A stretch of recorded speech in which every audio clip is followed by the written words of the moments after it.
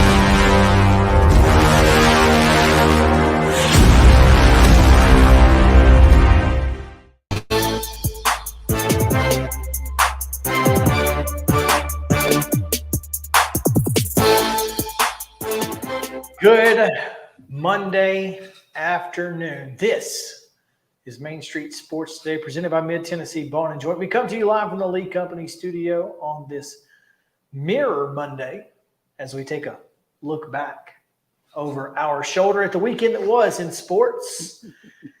We've also got a couple of things to look ahead to, of course, but we've got a fantastic show lined up, and so much happened over the weekend that we have a ton to talk about. And not just the weekend, but a couple of pretty massive stories hitting the wires today. So we hop right in and say hello to you all. Mo, how's it going? It's all right. It's like you said, it was a busy weekend, and it's been a busy Monday. So it would be nice if Mondays would calm down on the news front sometimes. But yeah, I mean, this is kind of the opposite of the Friday news dump.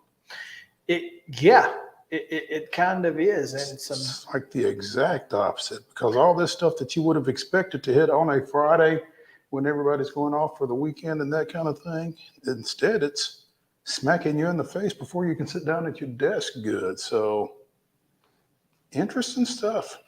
I thought so. So we've got a lot to get to, but we are going to talk with Mike Patton today.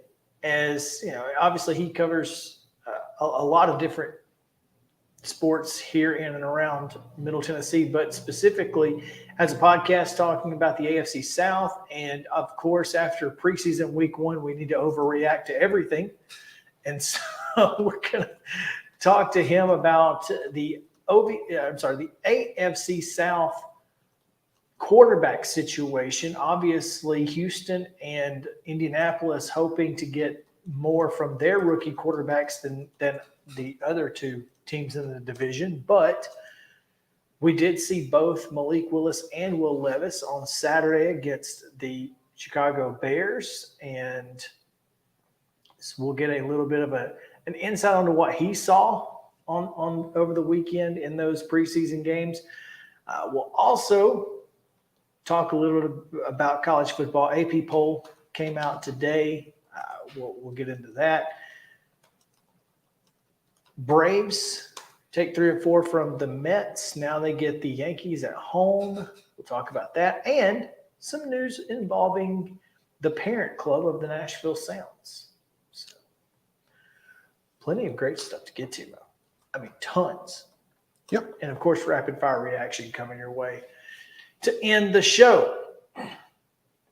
Now, before we get to anything else, We need to get you the weekend's results and today's schedule. On the new and improved It is rundown. improved. This is the Rundown. The Monday Rundown is brought to you by Zion Christian Academy. ZCA offers a faith-based, Christ-centered education in Murray County. Give them a call today at 931-388-5831 or visit zioneagles.org to schedule your appointment today. Zion Christian Academy, prepared for college, equipped for purpose. And they were equipped for their season opener on Friday night, taking down Riverside Christian 28-8 in 8-man football action.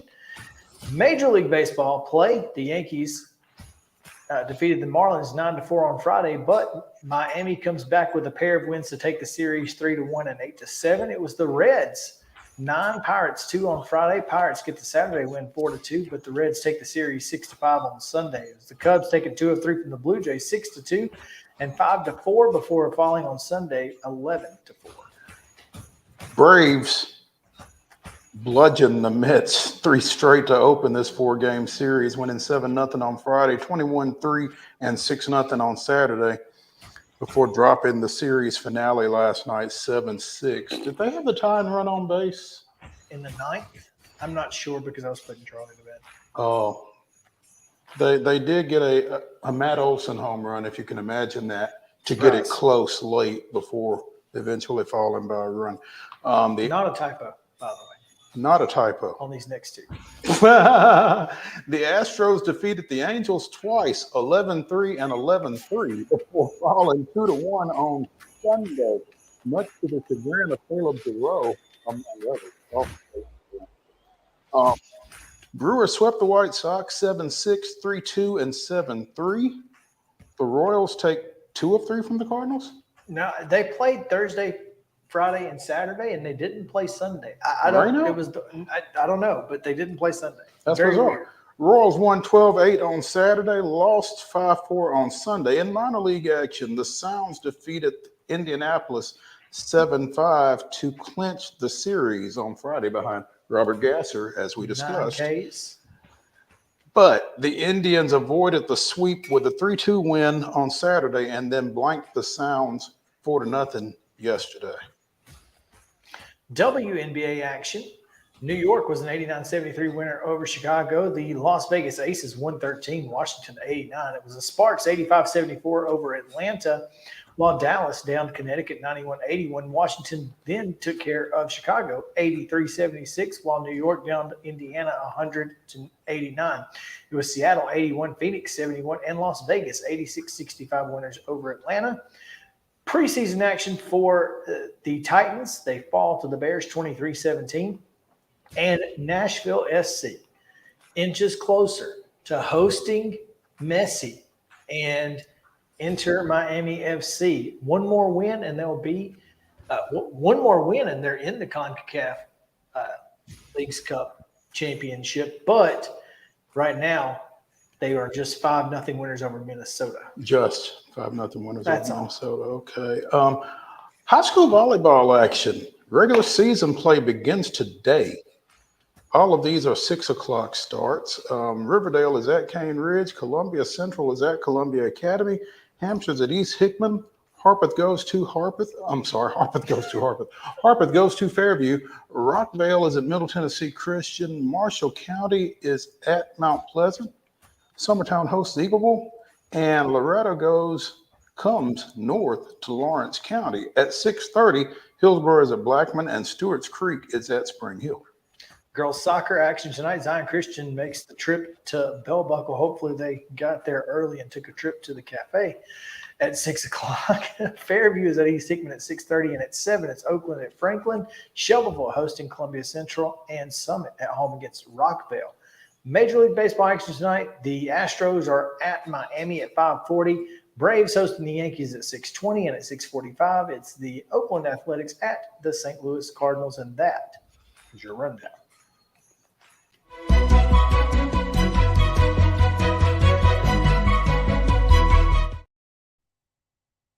Stories brought to you by our friends at Piggly Wiggly and Neely's Mill Shopping Center here in Columbia. Make sure to go see them for your meat and 3 vegetables, daily deli options. Of course, fresh vegetables and meats as well, hand-cut meats on a daily as well.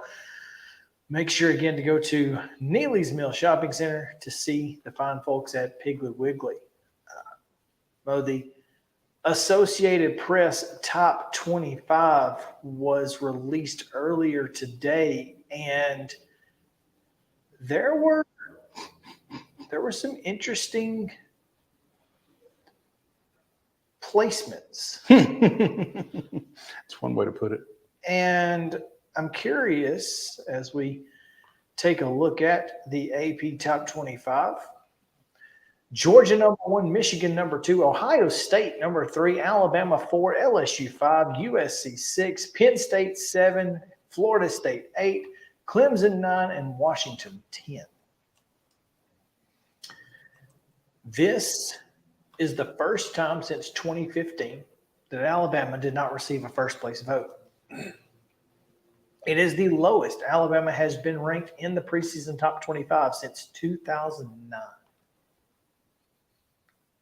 That's insane. Well, I mean, we've talked about it on, first of all, 4th being the lowest they've been ranked is insane. That's insane. That's insane. You're right. But we've talked about the fact that we don't know who their quarterback is. Don't have a clue. Even if Nick Saban knows who his quarterback is, he can only vote so many times. Exactly. We don't know who his quarterback is. Yeah. So, yes, I think to me, the fact that they're ranked 4th without a quarterback just goes to show that. I mean, that's more of a compliment than anything. Right. We don't know who your quarterback is, and we still think you're the 4th best team in the country. I mean, that's not how Nick Saban is going to spin it. No. But it should be. It blows my mind how he laments the media for ranking them too high with rat poison, but then he'll rip them for ranking them too low. Argues why they're not in the playoff. Yeah, if they were to be favored over 3 of the 4 teams in the playoff. Mm-hmm. So, buddy, well, at some point you just have to not worry about Nick. Yeah, Nick's going to do what Nick's going to do. Yeah, absolutely. So, I'm a little surprised that that's what you came out of the gate with, and not number 9 versus number 12.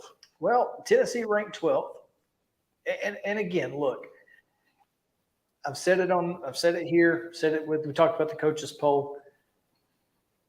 Tennessee's backups last year, who are now their starters, absolutely destroyed Clemson's backups, who are now their starters, and yet here we are.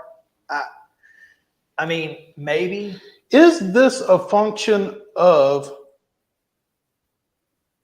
Clemson playing in the ACC and Tennessee playing in the SEC? I'm sure. And the schedules that accompany each. Well, here's what I don't understand about the AP Top 25. Is the AP Top 25 a reaction or a prediction? Yes. So, and I think that's kind of where you have to make your decision on how you take this. Because if it's a reaction to what we know from last year, plus what we've seen throughout the spring and summer, then I don't know how you have Tennessee ranked behind Clemson. 3 spots. And Texas. Clemson. And Texas. But if it's a prediction, then yes, what you just said makes a whole lot of sense, as well as Texas, because they're picked to win the Big 12. Right. So I need to know. Here's the thing. You've got 63 voters. I was just about to say, go ahead. And you took the words right out of my mouth. For some, it may be a prediction, and for others, it may be a reaction. And therefore, you get what you get. You get what you get. Yeah. You don't know how other people are voting. And I think that's a big part of this. So that's interesting, because I mean, you literally took the words out of my mouth.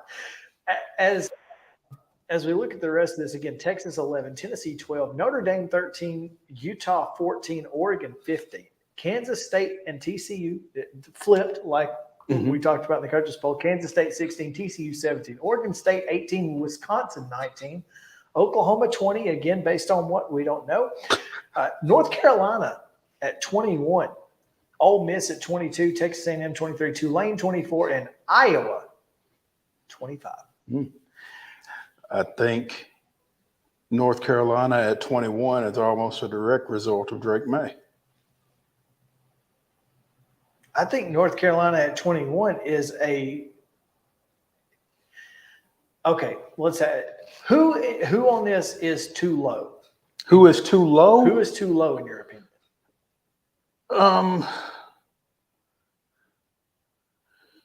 Again, besides Tennessee, I don't necessarily see anybody that should be any higher than they are.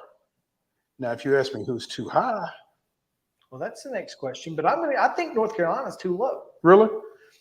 It's the Drake May thing. I think they have a great quarterback. It's the ACC. And there's only, you've got Florida State and Clemson at 8 and 9 out of the ACC, and then nobody else. Maybe they are a little low.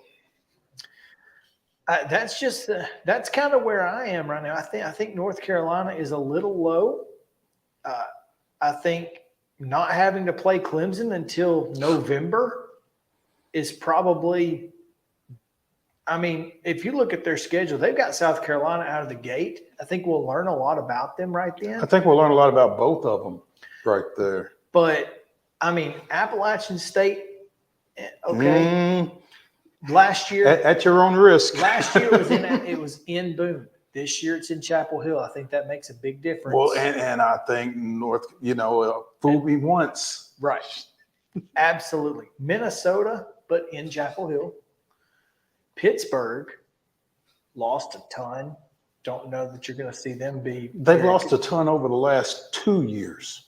Syracuse at home, Miami at home, Virginia at home. Then you go to Georgia Tech. Then you've got Campbell, Duke, at Clemson, and at North Carolina State. By the end of the year, they ought to be pretty close to – if they have more than one loss before Clemson, I think I'll be surprised. And they'll be disappointed. And they will be disappointed, absolutely. Because they could be knocking on the door of top 10 status at that point with that schedule. Exactly. So, I mean, the only thing that will keep them from moving up is the schedule. Because there's nobody there that, that's a big win. I mean, it will obviously be based a lot on what other teams do. Right. If Minnesota goes and, competes in the Big Ten West, which they certainly could, considering how much parity there is in that division. In that particular division. Maybe it looks a little better. Maybe South Carolina, has a couple of big wins and they're, 7-3 at that time. So they, that win looks a little better. Appalachian State hasn't lost. I mean, you could see them getting a little clout from that schedule. But yeah, I mean, based on the way that poll rankings have always gone, if they're 9-1 going into Clemson, they won't be 21. Yeah, they'll be top 10, if not higher. Yeah, I mean, so I think they're a little low. I also,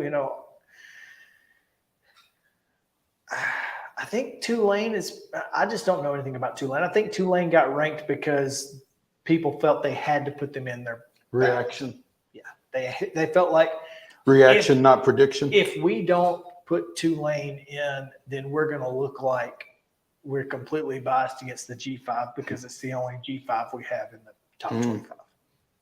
Who's too high? Other than Oklahoma? Being in the poll at all? I still feel like Texas at 11 is a little high.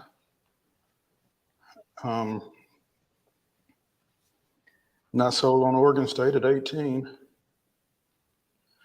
We talked to Matt LePay about Wisconsin and their first year under Luke Fickell. I'm not sure Wisconsin is 19 right now. And I don't know about Ole Miss at 22. I agree with you. On all accounts, I'm with you. You know, But you feel like Texas A&M is going to be better this year than they were, but I mean the bar is pretty high. In addition to Oklahoma being in the poll, I don't know where I was in. well, other than let's also remember that Iowa's defense has been pretty dadgum good. Iowa's defense has been pretty dadgum good, but unless they score on defense, they are a little hampered. I don't disagree with that necessarily, but also I feel like you've got to take into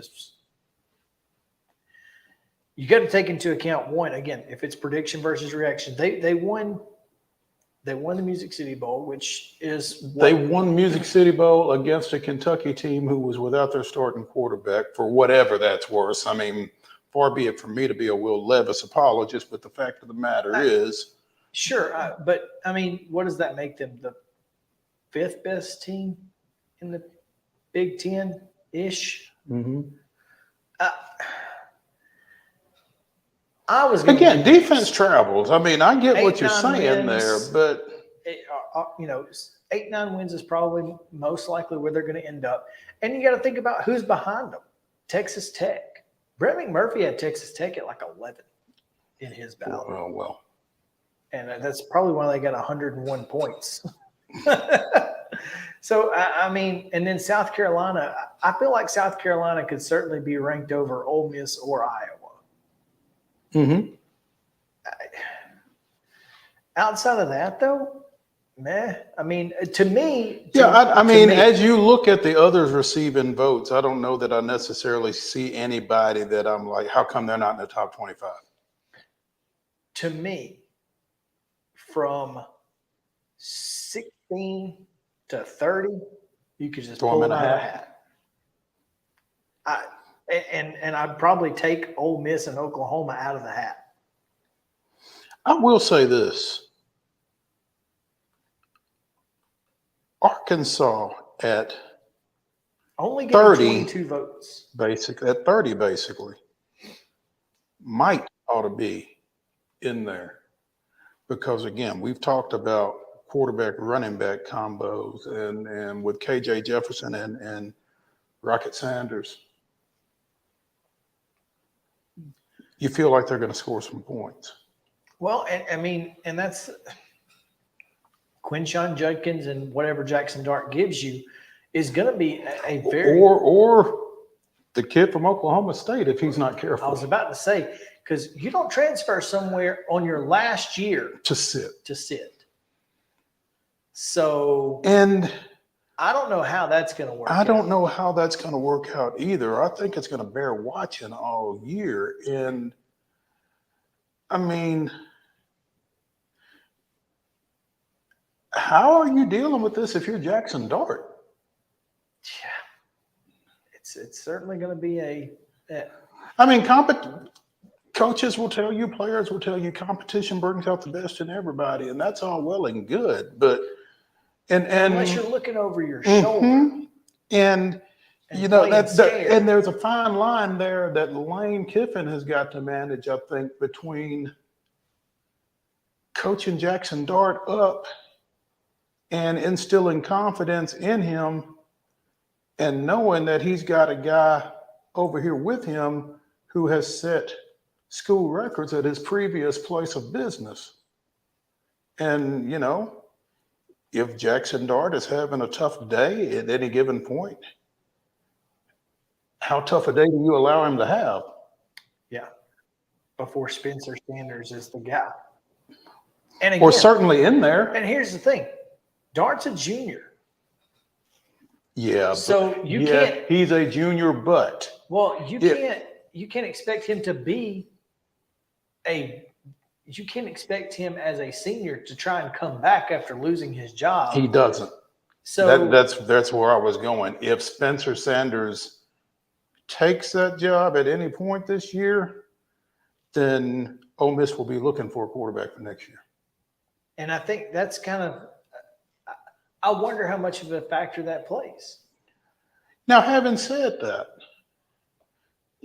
some kind of way, Josh Heupel walked that fine line between Hendon Hooker and Joe Milton and was able to somehow keep Milton around after he had been clearly outplayed. So, I mean, it's doable, but it's certainly not typical. It's going to be interesting to watch. And this AP poll is certainly It's a list. It's a list. It's definitely a list. Let's take a quick break. When we come back, we'll continue some college football talk. Vanderbilt released some new digs. We'll take a look at those and react to those. Also, the Big Ten is considering some major changes to both their schedule, potential championship game site, and is Jim Harbaugh in a lot deeper trouble than we initially thought? We'll talk about all of that coming up on the Monday Mirror, Main Street Sports Today, presented by Mid-Tennessee Bone and Joint. Back to the Lee Company studio in a moment.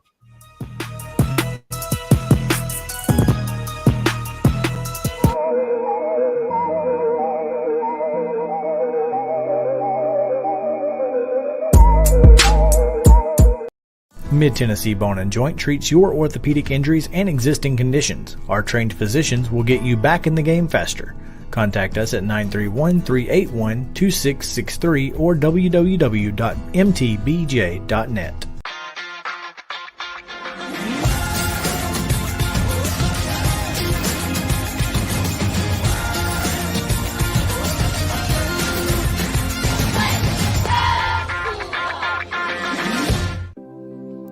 Custom Stone Handler supplies over 600 distributors and suppliers with quality stone products.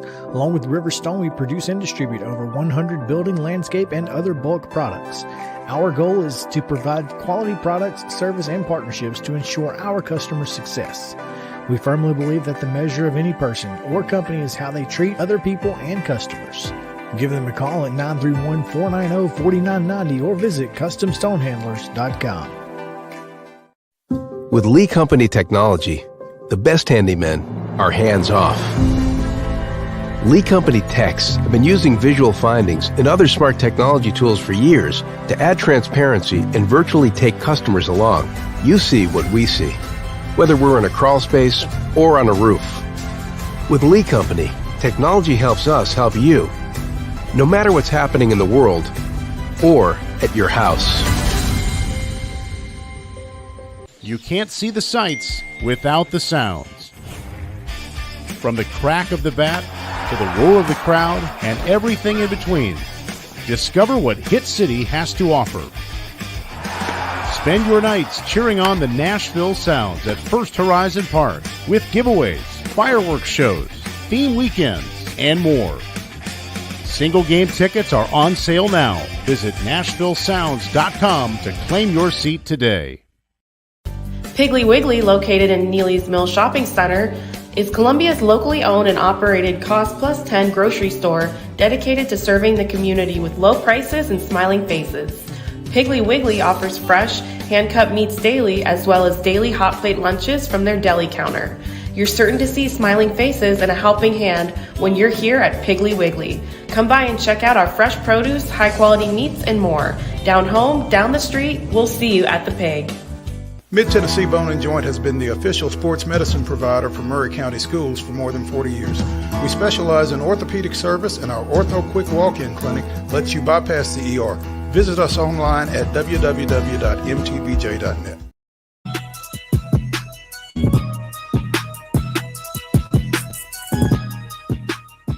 Welcome back in Main Street Sports Today, presented by Mid-Tennessee Bone and Joint. Chris Yao, Mo Patton here on this Monday Mirror as we get ready for our first week in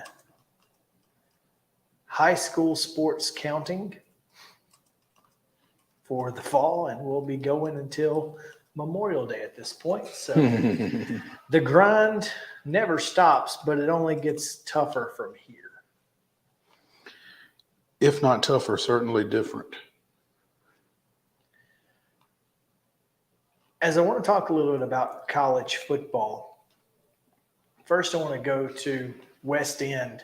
And Justin, I just sent you a tweet to see if you can pull up the new Vanderbilt uniforms, as they have announced they'll throw some new digs at us this year with the new V on the helmet, triple stripes, gold helmet, black and white triple stripe, massive block white numbers on a solid black uniform with a gold Nike check, gold pants, big black stripe down the side, black pants. What do you think about this? I think it's kind of a reflection of their coach to some degree. Simple, understated, but to the point. Not a lot of frill there. There's not a lot of frill. And for a team that has, over the past few years, had a lot of different uniform combinations, a lot of different things, gray sleeves and chains on the helmets and all this and that and the other. We're just going back to basics.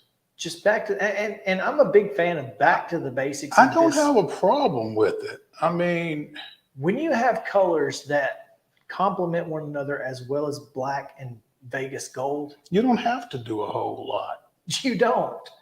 You really don't. The colors stand on their own. I mean, you can throw too much in there and kind of junk it up a little bit. This takes care of all that. It's simple. It's boom. Here we are. I like it. Big fan. Well done to Vanderbilt and whoever came up with those uniforms. Couple of things here. Number one, Jim Harbaugh's deal that would have had him sitting out the first 4 games of the season has been rejected by the NCAA, apparently. The NCAA rejected it. It wasn't Michigan pulling it off the table. Whoever is the infractions board oversight committee, IARP or whatever. No, get that out of here. No, go ahead and coach. We'll deal with you later. Here's apparently why. The NCAA had not even sent Harbaugh an infractions letter. So Michigan just assumed that it was a couple of hamburgers, cheeseburgers, whatever. I don't know what Michigan was trying to do. I don't know what they were trying to do, but I will tell you that oftentimes the first entity to market, gets to dictate the tone of the situation. And maybe Michigan felt like they were going to try to get out ahead of the situation by putting a narrative out there. And maybe the NCAA is saying, this is not the narrative at all. So I'm going from Dan Wetzel of Yahoo Sports here. Harbaugh and the NCAA come to a tentative resolution that would see the coach serve a 4-game suspension to begin the 2023 season. Multiple former assistants were also sanctioned. The deal still needed approval from the Committee on Infractions. Many believe that would be a formality. However, hurdles arose and the deal is now off. Derek Crawford, NCAA Vice President on Hearing Operations, actually made a statement, which, by the way, the NCAA never does. This may literally be unprecedented as far as I'm aware. The Michigan infractions case is related to impermissible on and off-campus recruiting during the COVID-19 dead period and impermissible coaching activities, not a cheeseburger. It is not uncommon for the Committee on Infractions to seek clarification on key facts prior to accepting If the involved parties cannot resolve a case through the negotiated resolution process, it may proceed to a hearing, but the committee believes cooperation is the best avenue to quickly resolve issues. The case allegedly centers around level 2 violations, such as watching workouts on Zoom and having too many analysts participate in on-field practice coaching. Each of those are considered minor to moderate violations. And during the investigation, the NCAA alleges Harbaugh was not forthcoming with investigators and therefore slapped a level 1 violation onto the case, which calls for far stiffer penalties. We knew, and I think this is where Derek Crawford kind of screws up. We knew it wasn't just about a cheeseburger. He lied about the cheeseburger. It's not the crime, it's a cover-up. Nobody ever said that, that was the only thing involved. We just know that he lied about the cheeseburger or whatever it was, or cheeseburgers, Plural. probably plural. Yeah, I think it's plural. There were I think at it was least two. two kids there. Mm-hmm.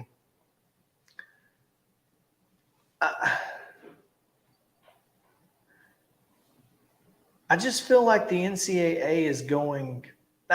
First of all, the NCAA is trying to do a little PR here after getting absolutely ripped over. NCAA suspends him for a cheeseburger. And Here's the thing, though. Why now? As many times as the NCAA has been ripped over as many different issues, whether they were deserved or not, why they choose to try to repair their image over this case? And here's the weird thing: it's not just this that they're doing this on. The waivers that they have been denying, the transfer waivers, they made a statement on that too. I'm not upset that the NCAA is being more transparent. Don't get me wrong. It's a fantastic thing. If, in fact, they are being transparent. If they're just spinning, I can do without that. Well, I don't know. I mean, I guess I'd rather them say something than nothing. Well, I'd rather them say something than nothing, but I'd rather them be, actually transparent Honest than just putting a spin on something. Because, I mean, I don't know what they can say to justify some of the decisions that they are making or have made. Yeah, I mean, I don't necessarily think that it makes a whole lot of sense here, but I think it's interesting. I think it's interesting that, one, there was a deal in place for something that a crime had not been even alleged at that point. And if there was a crime, it was certainly not egregious enough to rise to, it never felt like a 4-game suspension type situation to me. Yeah. That's the thing, is I don't know why 4 games. That's a lot for 2 cheeseburgers for and a lie. and some analysts and watching Zoom practice. Are you kidding me? Again, Jeremy Pruitt got a 6-year show cause for watching some Zoom practices and handing out some cheeseburgers. Well, if he had been handing out cheeseburgers, he might have gotten off a little easier. He was handing out cheeseburger bags with bills in them. There's some cheeseburgers in there. We don't know. So you think there were burgers and bills, huh? You can get those burgers and Benjamins, and they're just burgers and Benjamins, and they're just full of grease, both of them. How you want me to spin this? Oh man. What else you got? Let's talk about the Big Ten has said that after announcing its flex scheduling and its schedules for next year, they did that in June, just like the SEC did, before they added 2 more schools. And we mentioned in our conversation with Christopher Gabriel off the air about how scheduling was going to have to change. Well, according to Sporting News and other reports, they're not expected to change the scheduling. They're just going to add to it. And they will go to a 10-game league schedule. 10. 10 A 10-game league schedule. And they're only going to play 2 out of conference? 2 out of conference, and one of them has to be a Power 5. Man. First of all, Talk about beating yourself up.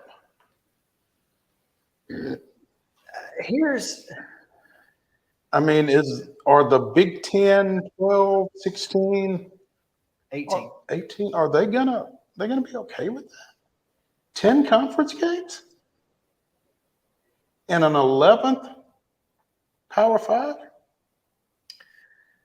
I mean, it's going to be rough. What are the MAC teams saying about this? And I think that's the biggest thing is the MAC teams are going to be the biggest losers here.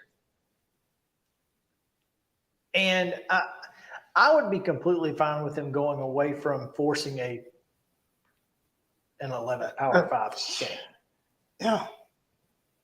But as someone pointed out, and I think this is worth pointing out, they say that it's more Big Ten inventory. But if you are Michigan, Ohio State, and you already know you got to play each other every year, you've got to play Penn State every year, you got to play Wisconsin potentially every year, and so what is the incentive to play anybody other than Boston College, Syracuse, Wake Forest, right? And what is the incentive to play anybody good? Yes. Is that what you're saying? Outside of the conference? yes, there's none. No. And 2, sure, there are 4 or 5 or 6 games that in this additional 10 that would be intriguing. Washington, Michigan, Washington, Ohio State, Washington, Wisconsin, something like that, Mm-hmm. Oregon, and those same schools. So maybe 8 games potentially. But Oregon, Rutgers? why do I want Washington, Maryland? Why do I want to have to watch an additional Iowa Rutgers game? I don't. And they don't either. Mm-mm. They don't want to watch it. They don't want to play it. Yeah. So, I mean, it doesn't make a whole lot of sense to add a 10th game. But Illinois, Rutgers. And maybe it's just 2 years. Maybe it's just for 24, 25, and that's just what they have to do to get there. Through it. Yeah. But they're going to have to buy out a lot of contracts. Yeah, because everybody's scheduled through 2033. Yeah, 2033. So it's, I mean, Yeah. you're kind of in trouble there. So I don't know. And it's not just.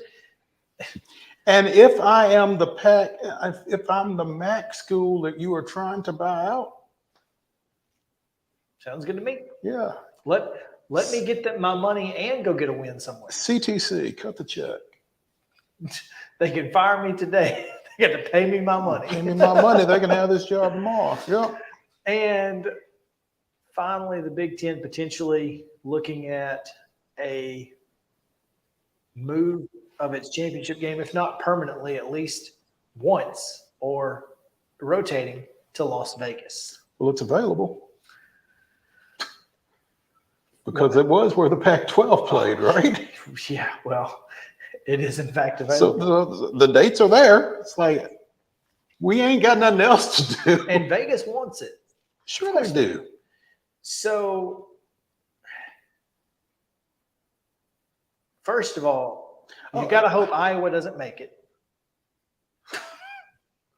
That's number one off top. You got to hope Iowa doesn't make the championship. Now, they're going no divisions, right? They are going no divisions with 18 teams. You got to make divisions, right? You got to. Again, it might be something that's out a couple of years, but you got, I mean, Oregon and Washington have to be in the same division, right? as well as USC and UCLA. All 4 of those. And then Nebraska, Wisconsin, Minnesota. And then that's And 7. two- We that's need 7. 2 more. Illinois, Iowa. and Illinois. Yeah. I think. I mean, if you're doing it geographically, I mean, who knows? They may go back to leaders and legends. That's true. But I mean, yeah, you kind of have to do it that way. Then you've got 8 teams, and then you got 2 across your division, which would make a little sense. Goodness gracious. The Big Ten, I mean, do they realize what they've done? Nope. But I don't think they wanted to do this, Mo. I really don't. I think this was a move that they felt they had to make in order to help with some of the travel. But I don't think they wanted to do it. And obviously, But here's the thing. because what else do you do? I mean, Oregon and Washington, they bring you some big time football brands. But that's Why? Why? Okay, they didn't want to do Oregon, Washington. Nope. But why did they do USC, UCLA? As money. And that fourth time zone was huge. USC, UCLA are massive brands. I'm going to defer to that great philosopher, Christopher Wallace. It's all about the Benjamins. More money, more problems. But it's all about the Benjamins too. And yes, that does create problems. And now they've got a big issue that I don't know that they're going to be able to solve. Because 18 doesn't lend itself to 14 pods. No. Because there's too many teams. 8 teams doesn't lend itself to much of anything. And again, as we've talked about on this show, football is what gets all the attention and what gets all of the talk. But there is more sports involved in this. You can't even play everybody in a basketball season unless you play them one time. That's 17 games. And then what? What about that Penn State USC Wednesday night women's basketball game? I don't think that's going to happen.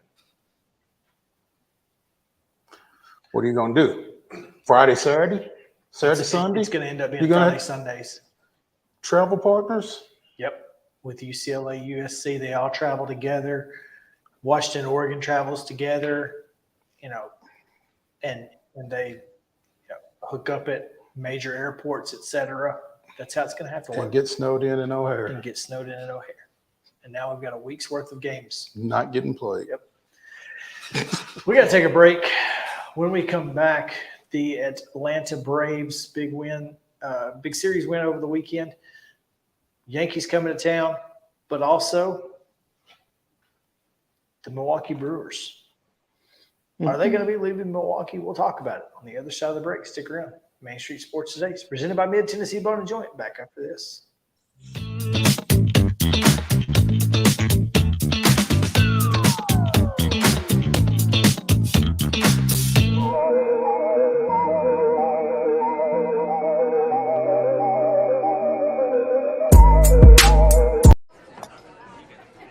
You've been putting back a few, and a few becomes a few too many.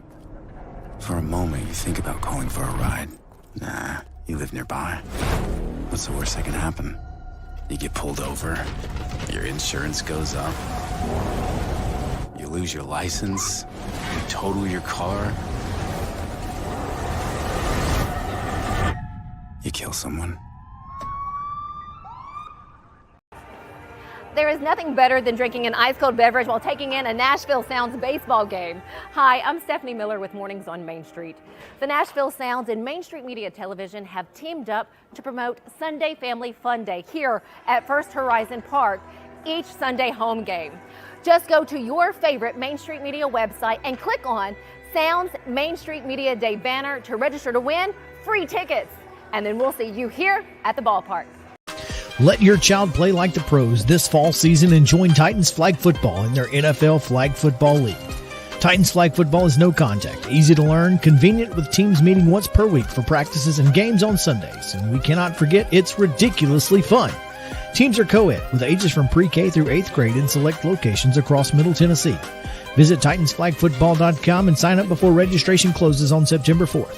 Let's play together and win together this fall season with Titans Flag Football.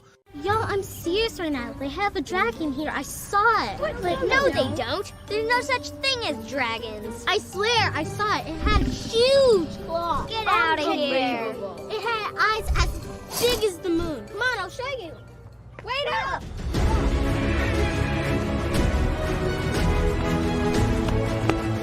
Do you hear that? We're almost there. Whoa!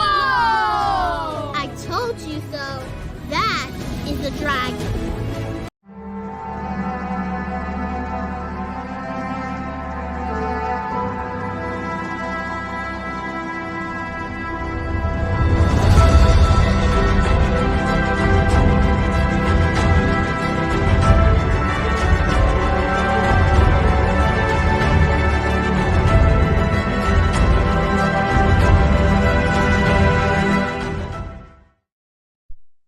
'14th, 1962. Y'all gonna make me lose my mind. Aaron here doesn't have quite the same ring, but Tommy and Hank Aaron each hit solo home runs late to push Milwaukee to a 5-4 win at Cincinnati. Tommy's blast in the 6th made it a 4-3 Braves lead, and Hank's an inning later gave their team a 2-run cushion before the Reds scored in the 9th, but left the tying run on base. That was this day in Braves history. Yeah, Upton here makes a little. It flows a little better. It flows a little better than Aaron here, and I don't think DMX had been heard of in 1962 either. But that's another story for another day. Braves take 3 of 4 from the Mets, and one big inning was really the problem yesterday. Goodness. If Brian Snicker was trying to learn something about Yanni Chirinos, I think he learned it. Or Colin McHugh. A tweet that I saw after the game last night said that because of the way the bullpen had been used in the first 3 games of the series, Colin McHugh was the next guy. They only used them for 3 innings in each of the. I don't know. At least there was 2 games yesterday, so I guess 6 innings makes sense. But geez, the one thing that I think Braves fans lose sight of, and to be fair, I probably have to include myself in that, Braves fans from time to time. You cannot manage each regular season game in a vacuum. Nope. You have to manage each individual game during the regular season as one 162nd of a season. And I don't think that necessarily means that you don't manage every game to win, but you can't throw Raisel Iglesias 162 games. You can't even throw him in every game that you have an opportunity to win late and expect him to be there for the games that matter most. You've beaten the Mets 3 straight at Citi Field. You're not trying to lose that game last night, but, sometimes you have to lose a battle to win a war. And games like that are that, in my opinion. Well, and again, part of that is the learning process. We learned that Yanni Chirinos probably can't get high leverage outs. Doesn't seem so, and that's unfortunate. But Yanni Chirinos still serves a purpose. Yes, because he can go out. He can go out there every 5th day, and he can get you close to 5 innings. And if he gets you 5, you probably need to be satisfied with that. But is it worth it? When you could be getting those 5 innings from Smith Shawver or Michael Soroka? Absolutely. Probably not. Yeah, exactly. At this point, it's probably not worth it. And by the way, did you happen to see Michael Soroka's line? What, 7 scoreless? 9 strikeouts and 1 walk. Yeah. No, I mean, that's That's also Now, we've seen enough of Michael Soroka this year that you can't expect that outing at Gwinnett to translate. to necessarily translate to the major league level. But again, if I'm going to watch somebody struggle to get me 5 at this point as a Braves fan, I think I'd rather see it be Michael Soroka than Yanni Chirinos. I would agree. And that's where I'm at. Or again, Smith-Shawver or Alan Winans, who was fantastic on Saturday. Yeah. Of course, he didn't, zero stress in that one. from the get. Zero stress. He probably did not throw a single high leverage pitch. Right. So. Because what? They were up 3-0 by the time he got the ball? Is that right? They scored in the first? Well, they were 3-0 yesterday, too. See how well that helped you.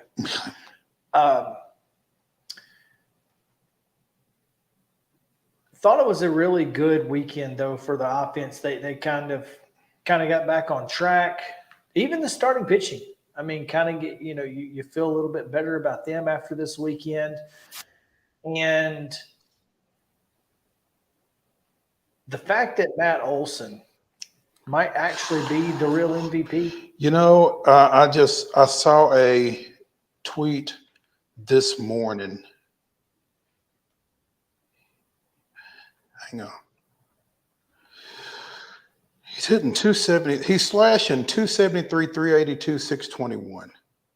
His OPS is 1.003. He's got 94 runs. He's got, with the 43 doubles, he's got 66 total extra base hits. He's got 107 RBIs. He's got 77 walks. And his K rate has drastically reduced since June.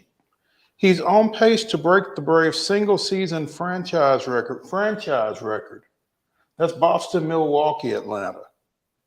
For home runs, RBIs, and extra base hits.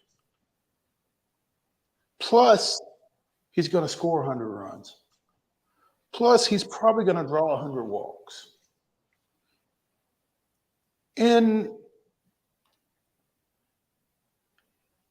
As much as I love Ronald Acuna and what he's done for this team all year, I cannot sit here on August 14th and tell you with all certainty that Ronald Acuna is a National League MVP at this point.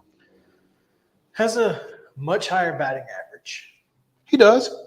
His stolen bases are his stolen bases are off the chart. It's not even a part of the comparison, I don't think. No. He's going to score more runs. Well, yeah, because Olsen keeps knocking him in. Well, when he's not knocking himself in. Right. He's the first guy with 25 home runs and 55 steals since Ricky Henderson did it in 1990. Correct. So I don't know what to make of this. Hopefully it's just precautionary. But Nicky Lopez is starting at second base tonight.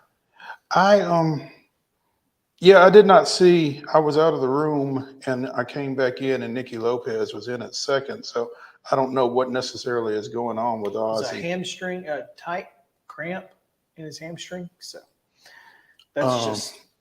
Well, I mean, Nicky Lopez has kind of earned some PT. He has.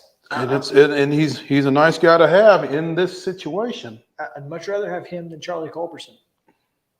And I hate to say that, but it's just simple truth. So before we get out of here, Milwaukee Brewers are contemplating whether to relocate amid negotiations for taxpayer-funded renovations to American Family Field to the tune of $448 million.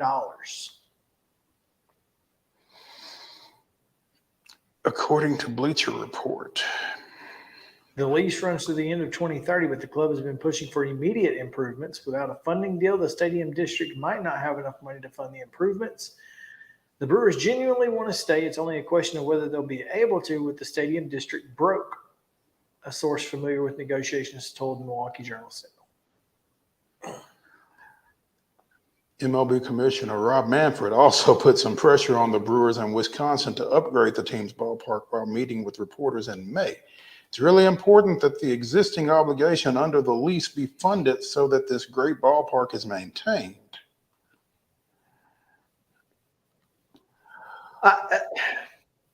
Yeah, is it really that bad, American fans? I didn't think so, but I mean, I was only there for 2 games a couple of seasons ago. I mean, I didn't see any rust or leaks or anything like that. I don't know.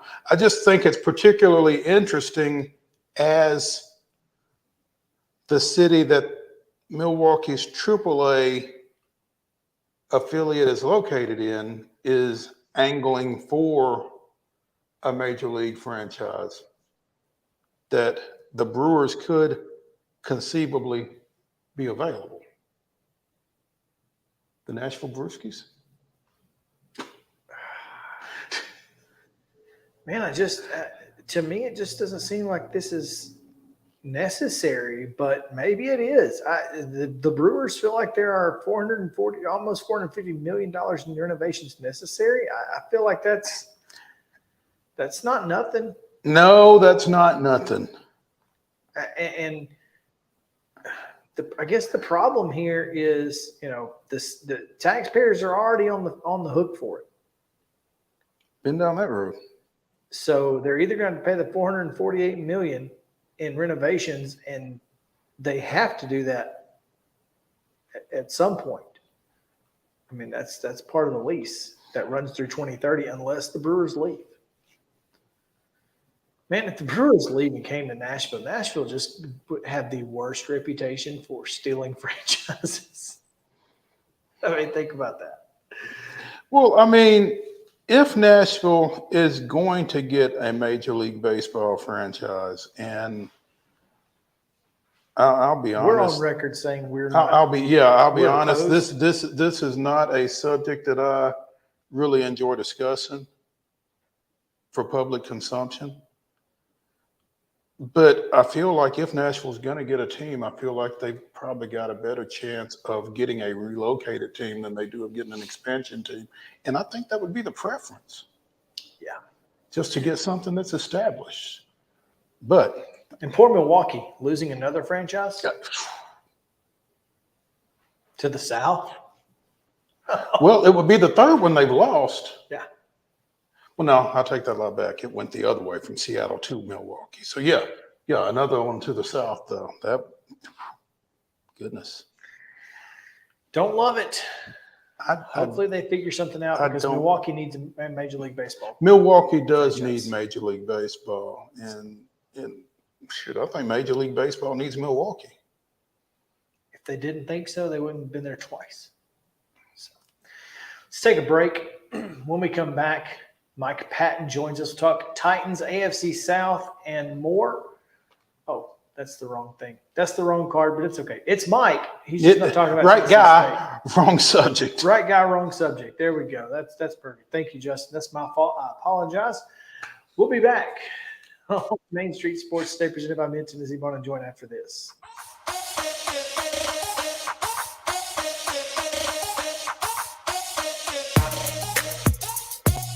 Mid-Tennessee Bone & Joint treats your orthopedic injuries and existing conditions. Our trained physicians will get you back in the game faster.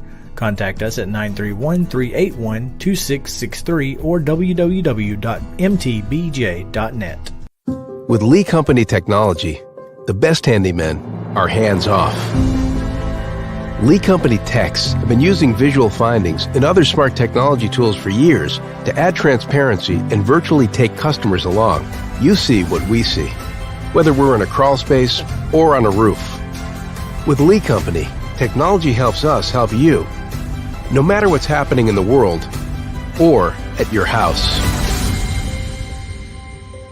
Jones & Lang Sporting Goods here in Columbia has been outfitting teams, officials, and anybody else from T-ball to college for 50-plus years. Be sure and check them out at 931-388-8060 or online at jonesandlang.com. Jones & Lang Sporting Goods, the look of a winner. Zion Christian Academy, ZionEagles.org, or 931-388-5731. You can schedule your appointment. Go tour their campus. It is beautiful over there, and you're definitely going to want to see it. Again, it's ZionEagles.org. Give them a call, 931-388-5731, and schedule your tour today. Did you know that up to 80% of us will experience back or neck pain during our lifetime? Many of you are offered surgery or addictive pain pills to relieve your chronic pain. At the Dr. Gill's Center for Back, Neck, Chronic Pain Relief, we have been leading the way to better health, naturally, and have helped tens of thousands of people right here in Middle Tennessee for the past 30 years. I came to Dr. Gill about 10 years ago after my local doctors recommended surgery. I knew about Dr. Gill and wanted to see if he could help me. 10 years later, I am pain-free, no surgery, and no pain pills. Surgery is scary, and over 40% of all back surgeries fail, creating a cycle of surgery and pills. There is a safer solution to your chronic pain. Make the call to the Dr. Gill Center for Back, Neck, Chronic Pain Relief today and get your life back. This office visit is normally $299, but call today and receive your initial consultation, report of finding for just $49. But hurry, this offer won't last long. Call 615-768-8743. That's 615-768-8743.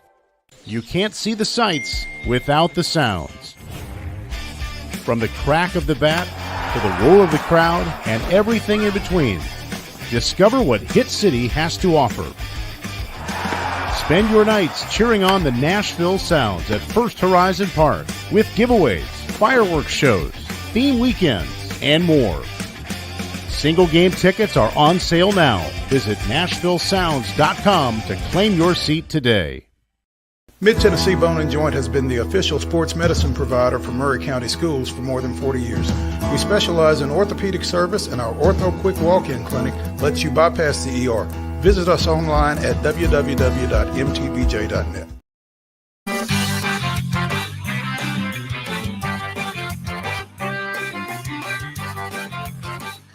Welcome back in Main Street Sports Center, presented by Mid-Tennessee Bone and Joint in the Lee Company studio. We are live here on this Mirror Monday, or Monday Mirror. It's, they look at each other. Yeah, they're reversible. Exactly. I think. Yeah. That was the point of having alliteration, right? To be able to flip that thing and reverse it.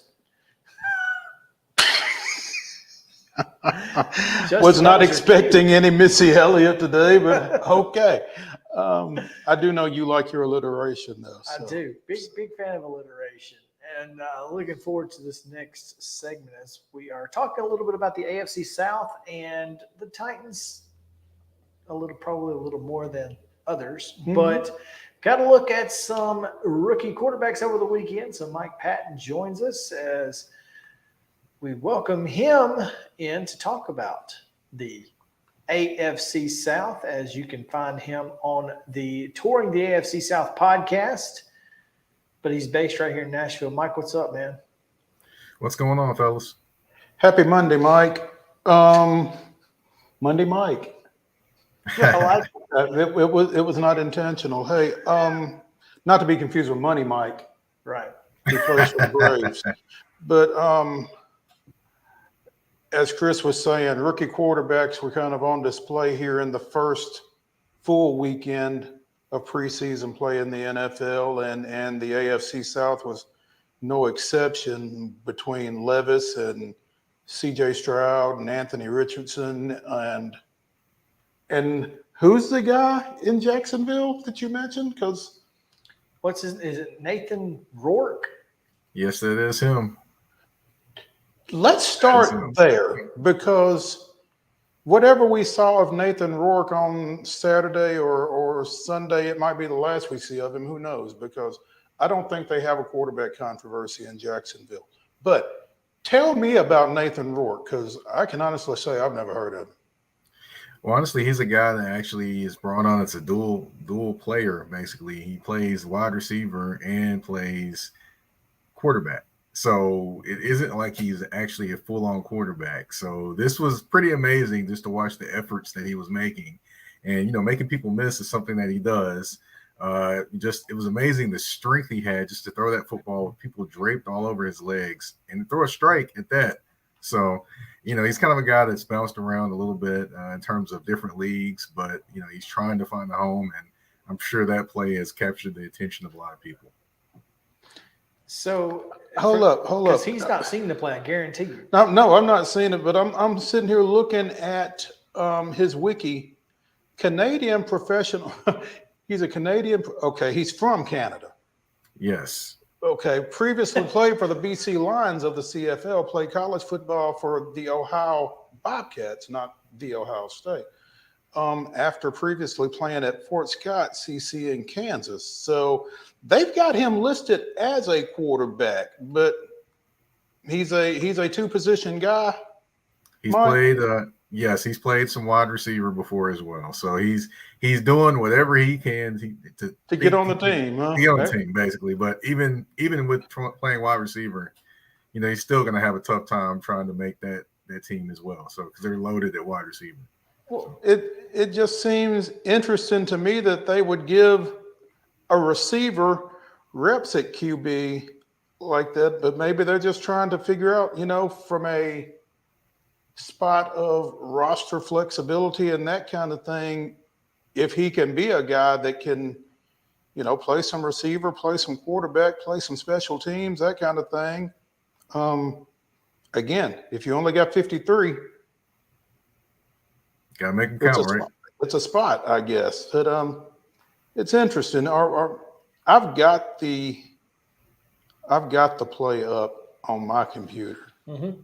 I mean, does Justin have it? Are you trying to? I don't know, but okay. I'm gonna just check it out. The fact that he's technically a rookie, but he did play in the Canadian League, which is pretty impressive.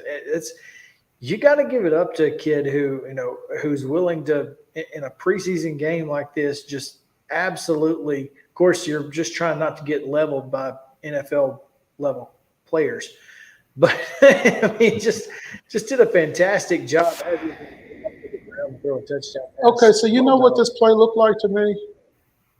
It looks like the play in the longest yard on third. When Duke comes back into the game and they decide they're not going to block for him, and he's like, okay, I'm going to make a play anyway. And that's kind of what he looked like there. Yeah, definitely. It reminds you of, let's see. It definitely reminds you of that, and it reminds you of what every fourth quarter looks like with any team in the NFL with their third and fourth string linemen in. And again, it's, this is the first week of preseason play for everybody. You kind of wonder how many guys on the field for that play are going to be there when the season opens, but it sure looks good. Definitely an impressive play. And, I like to call the guys that are out there that are filling up roster spots right now just till camp's over. I like to call them alphabet soup because basically eventually it'll disappear just like the soup does in the bottom of the bowl. Before you just retweeted this before we get into more quarterbacks. Mm-hmm. Victor Bolden, less than 24 hours after signing with the Texans, has been waived. And ouch. That's rough. Hope he didn't unpack. Yeah, I mean, what in the world's going on there? Because I personally, I have a little bit of I guess I care a little bit because he's a former Birmingham Stallion. But what do you have to do to get fired in less than 24 hours and you didn't even play nothing? He got fired on his day off, I guess, right? I guess. Either he was injured, or in my opinion, either he's injured or something didn't check out right. Or they signed somebody else at his position. Yeah. That they wanted to get a look at more. So. Or that too. It's a litany of different things could be the answer, but either way it goes, hey, he didn't even get really a cup of coffee. He got to fill it. He started filling up the coffee cup when he got cut. It's that Simpsons meme with Grandpa. Yes, where he just jumps in, takes his hat off, puts circles his hat back around, on, puts his hat back on, and walks out. Yes, that's exactly what. So anyway, I thought that was wild. But back to quarterbacks, we saw two quarterbacks for the Titans. We obviously saw both Will Levis and Malik Willis. Malik Willis led a touchdown drive on the opening drive of the game, using his legs to get to the end zone. What What did you see out of these two to make you think that either one of them will have the number 2 spot going forward, at least starting coming up this week? Well, we'll start with Malik Willis. What I saw from Malik Willis was a world's difference from year 1 to year 2. Year 1, he's still trying to figure out the offense. Folks got to also remember he's coming from a one-read offense at Liberty to try to read an entire offense in the entire field with the Titans. So obviously that was going to take time. This year he comes in, he knows where he's going with the football. He isn't taking off running immediately. He's trying to find people, down the field. Sure, a couple of times he held the ball a little bit too long, but you notice everywhere he went with the football, it was right on it was the right place and the right read, which is a great thing for a quarterback in general because you don't want to force the football somewhere. So that's what bodes well for him to be the backup quarterback. As far as Levis, you got the arm strength. A few times he did make sort of the right reads, but it just seems like a little bit of his pocket presence isn't quite there, and he's still trying to figure out the offense. So that's where I kind of feel they both are right now. It's kind of, that's expected. He's only been here for a month. Right. It's just interesting to me how, in one aspect, when Malik was the same way, people were all over him. But it with Levis, it's almost like patience. I'm like, come on now. It's the same situation. It really is. And both of them threw interceptions. Malik's was not a great throw. And I said it immediately that I thought it was the throw that was the problem. You got a wide open throwing lane, nobody near you, and you can't hit a guy 6'7". That's a problem. Will Levis I would say it was the right read. I would say it was the right read. Great read, just a bad throw. And that's going to happen when you're a little bit shorter in the NFL. You're gonna sell some balls.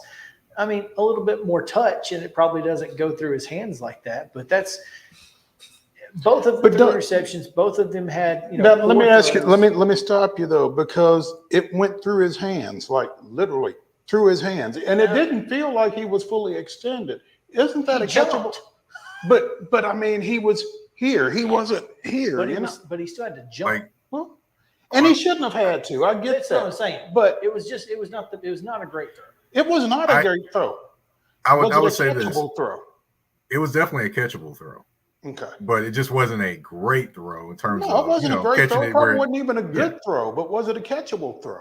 Oh yeah. And the thing also with a wide receiver or a tight end is, they're supposed to be able to catch the difficult ones just as well as the easy ones. That being said, and Wiley didn't have a great game in his own right, but that's another story for another day. But again, if he doesn't throw it as hard as he threw it, it's probably even more catchable than it was. I think it was both high and hard, which is what he led to the interception. That's what I saw. 6'7". If he's got to jump, you've thrown it too high. That's it. He's 6'7". But anyway, as open as he was in particular, in a perfect throwing lane, you didn't have to throw it over anyone. Yeah. This is my problem with it, is that he didn't have to throw over anybody. He stepped into it. It just sailed on him for whatever reason. Right. I can't say why. I'm just saying that's what happened. Right. Other than that, though, I thought Willis had the better of the two games. Right. And I feel like the Titans thought that too, because they ended up sending him out there what they thought was the last drive of the game. Right. They sent him out for an extra series. So clearly, I think they thought Willis had the better game. Is that what your read was, Mike? That's my read. And then also my read is that they want to see him in those type of situations where you have to drive to go win the game. So that's what I gather. They want to see him more in those situations where the pressure is on him a little bit more than what it usually would be, in terms of opening a game and you're thinking, I got another series to come out here. So yeah, definitely. You're right on point with, they want to see more of him and want to see more of him in situations. Mike Patton from Touring the AFC South podcast joining us here on Main Street Sports Today, presented by Mid-Tennessee Bone and Joint. Mike, stepping away from the Titans for a second, both C.J. Stroud and Anthony Richardson got on the field for real preseason action for the first time. How much attention were you able to pay to either of them, and what did you take away from what they did this weekend?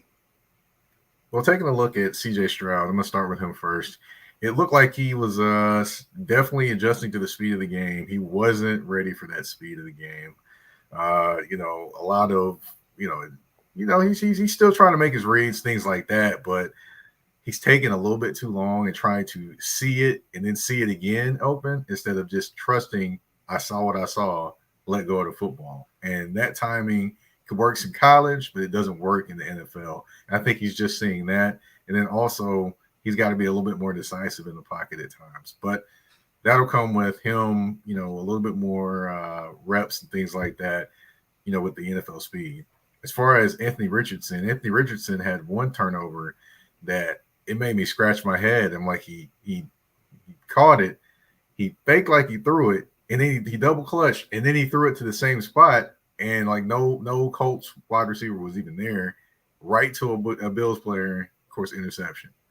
That was definitely bad, Anthony Richardson at that point. But however, he did have one throw to Alec Pierce down the field.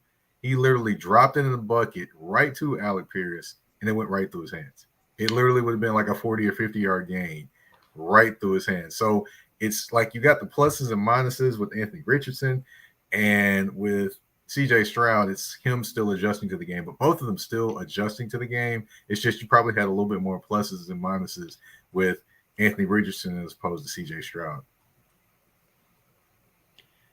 That's not what we expected coming out of the draft, at least not folks who watched both those quarterbacks in college. Are you surprised by that, or do you feel like it's just, is one staff better equipped to handle a young quarterback than the other? I would say, you're looking at Shane Steichen versus DeMeco Ryans. No offense to DeMeco Ryans at all, but he is a defensive coordinator. He's not a guy that's dealt with quarterbacks a lot. As far as Shane Steichen, he's dealt with Justin Herbert. He's dealt with Jalen Hurts as well. So he's had different styles of quarterbacks that he's dealt with. So he's probably a little bit more, apt to deal with a quarterback and to prepare a quarterback. But again, I don't want to get too caught up in it because it is also one game, and they are supposed to make mistakes during these games. Sure. Because they're trying to get better. So, that part of it is going to happen. They're going to make mistakes. But, yeah, I think right now, in my opinion, I think the Colts staff is probably a little bit more apt to, develop a quarterback than what the Texans staff is. That makes sense. Make sense. Yeah. That's I still feel like the more talented ceiling, the higher ceiling belongs to Stroud. But we've seen quarterbacks like Anthony Richardson be very good in the NFL, even if for a short period of time. I like Cam Newton. That being said, Cam obviously had a little bit better college career coming out, so there's that. But, in the AFC South and in the NFL in general, it's a quarterback-driven game. Obviously, the Jaguars and the Titans are ahead of the game because they've got two guys that they know they can rely on without having to deal with rookies. And the best part about that is your rookie quarterbacks get a chance to sit, learn, and not have the pressure put on them immediately. Right. It definitely is a huge thing. To me, especially I would say the Jaguars are even in a better situation because they have a young quarterback that's still growing, learning, and is going to continue to get better and hasn't even hit his prime yet. So, I would say they're even in an even better situation than the Titans are. But, yeah, it's definitely important for a rookie and young quarterback to be able to learn, grow, eventually play, but just not throw them out there at the beginning because you could ruin a young quarterback that way as well. I absolutely agree. I think there are some quarterbacks who have had great success or could have had great success with a little bit longer leashes, a little bit better supporting casts. The days of Vinny Testaverde playing 10 years before being good are gone. I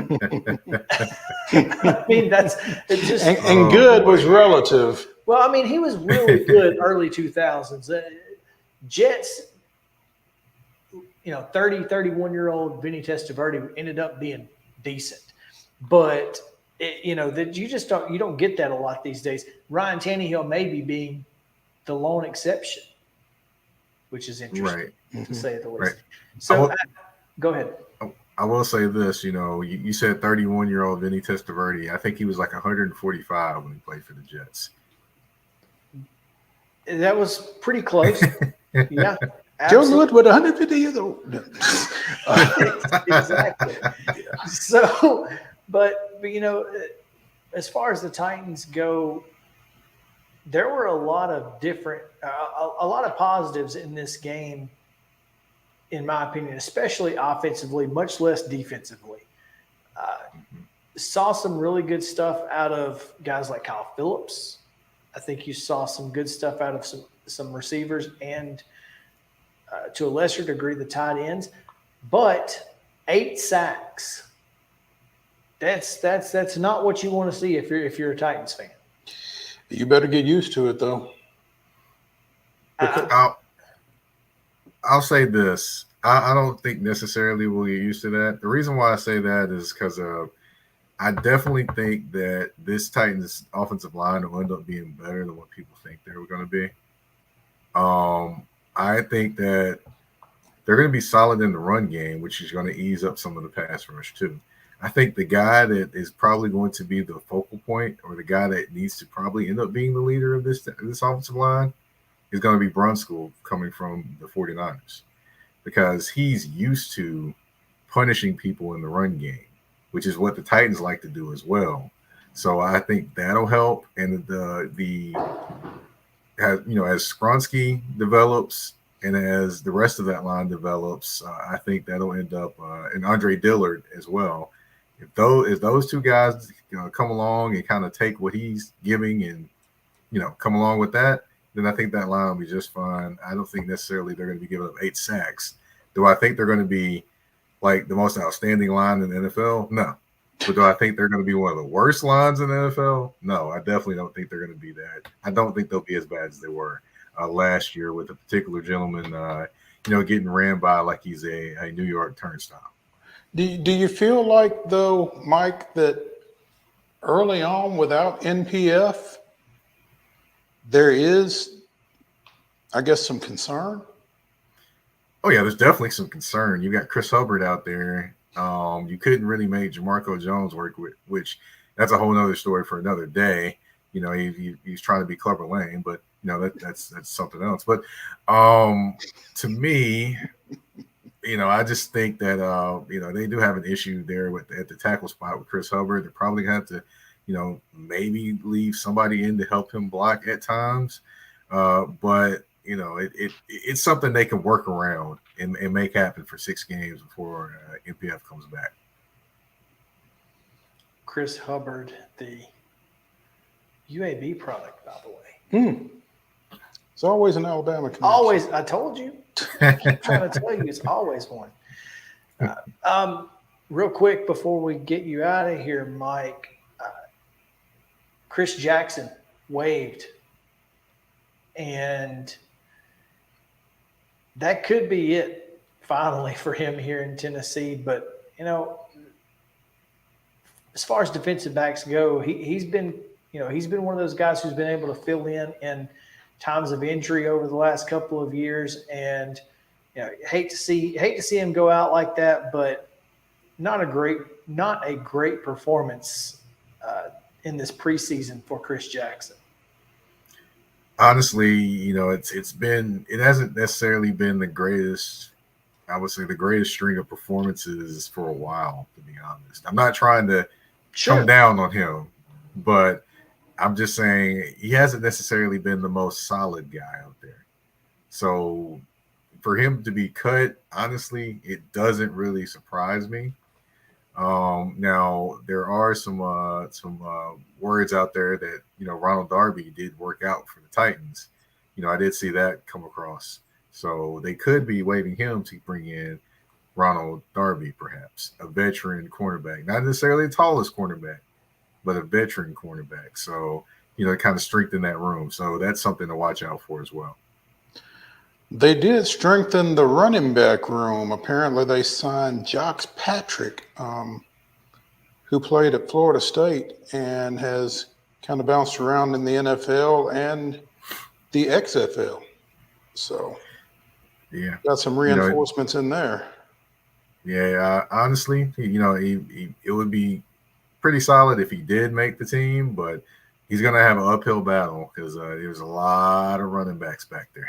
Well, and one particular Hassan Haskins, which right, that's an interesting situation right there.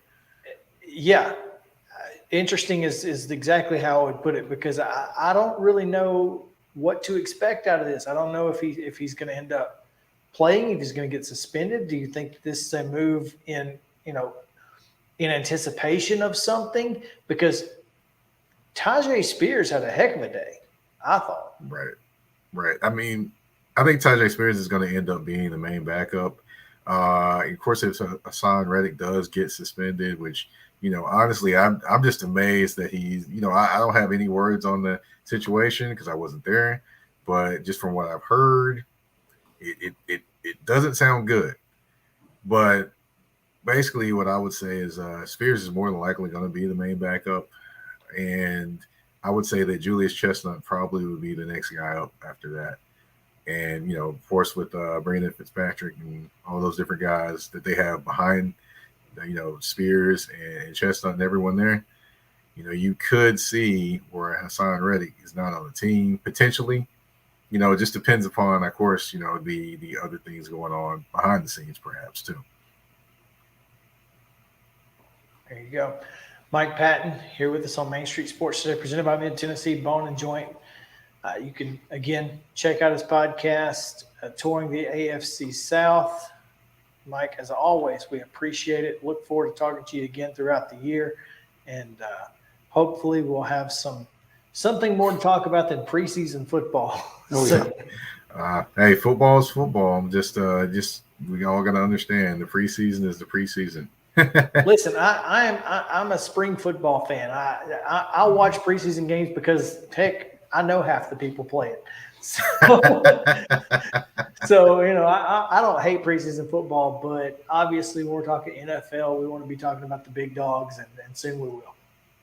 Yes, sir. Definitely. Oh, by the way, I do have Mr. Steve Weish coming to talk with me on my next episode. When will that drop, Mike?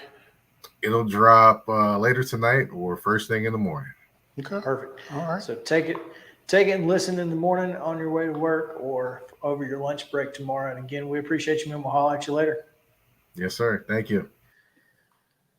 All right. We take a quick break. When we come back, big news coming down, and unfortunate news, to be honest, involving Michael Orr and the Tui family. So we'll tell you a little bit about that and react to it on the other side of a break here on Main Street Sports Today, presented by Mid-Tennessee Bone and Joint. Stick around.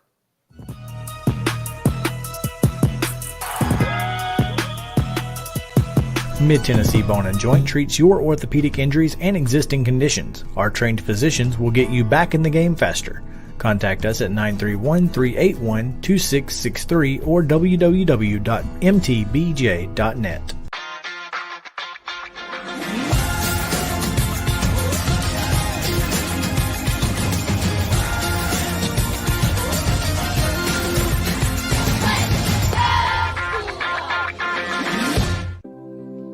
Custom Stone Handler supplies over 600 distributors and suppliers with quality stone products. Along with River Stone, we produce and distribute over 100 building, landscape, and other bulk products.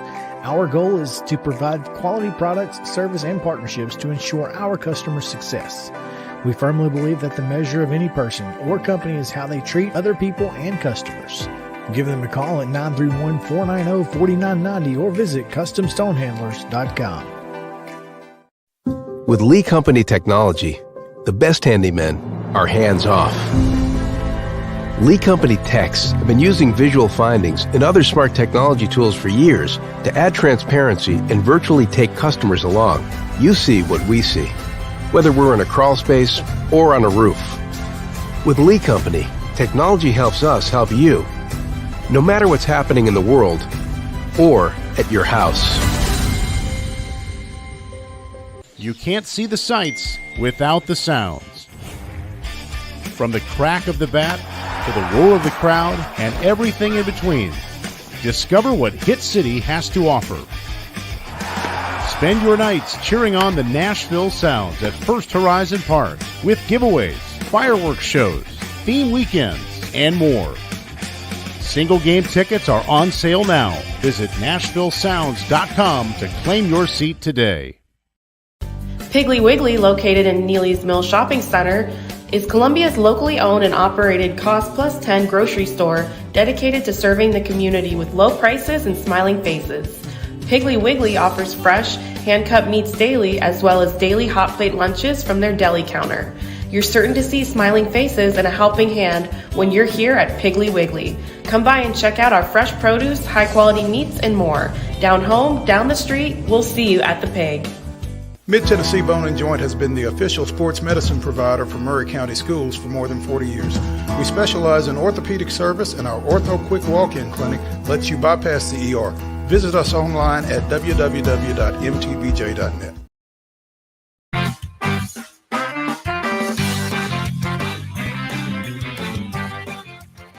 Welcome back in Main Street Sports today, presented by Mid-Tennessee Bone & Joint. Chris Yao and Mo Patton here on this Monday Mirror edition with an E of the show.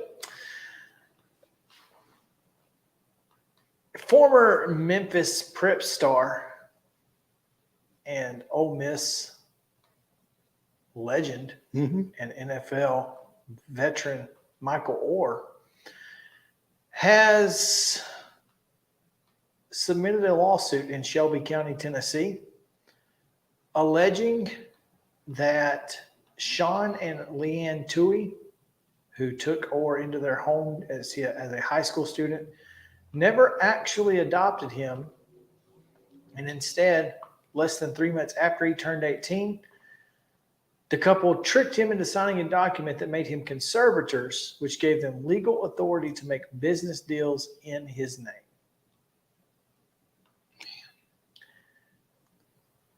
The legal filing says, quote, "The lie of Michael's adoption is one upon which co-conservators Leanne Toohey and Sean Toohey have enriched themselves at the expense of their ward, the undersigned Michael Orr.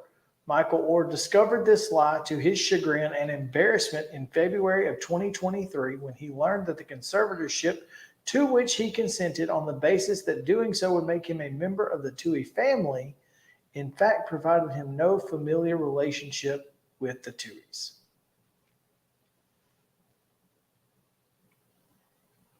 And now the scene where he says, "Kind of thought I already was family," hits a little different. This petition actually asks to end the conservatorship, by the way. Among other things. Alleges that the Tooheys use their power as conservators to strike a deal that paid them and their two birth children millions of dollars in royalties from an Oscar-winning film that earned more than $300 million, while Orr got nothing for a story that would not have existed without him, in quotes.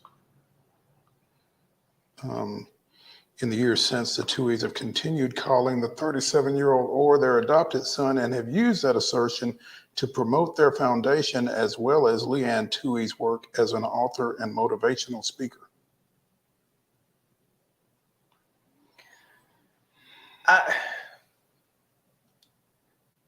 Here's the problem. $300 million allegedly.